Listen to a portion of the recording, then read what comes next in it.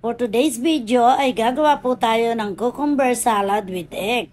Ayan po ang ating mga sangkap. Babalatan na po natin ang pipino at nang ito po ay magandang tingnan at dire-diretso na lang po ang ating pagkain. Pagkatapos po natin itong balatan ay hihiwain po natin ng maliliit. Bite size lang po. Ituloy lang po natin ang paghiwa hanggang sa maubos po lahat ng pipino.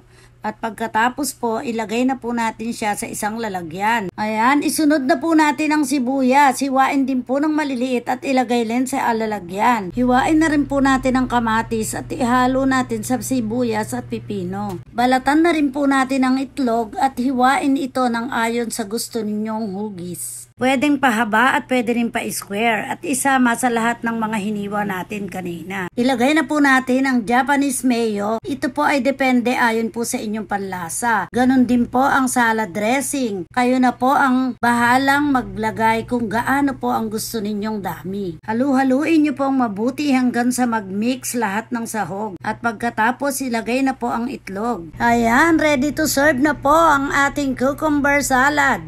Tsak na maiibigan ng mga ayaw munang kumain ng kanin at nagda-diet. Madali lang po itong gawin at medyo mura lang, kaya try nyo pong gawin paminsan-minsan. Dahil bukod sa healthy na, ay masustansya pa at maraming benefits na makukuha mula rito.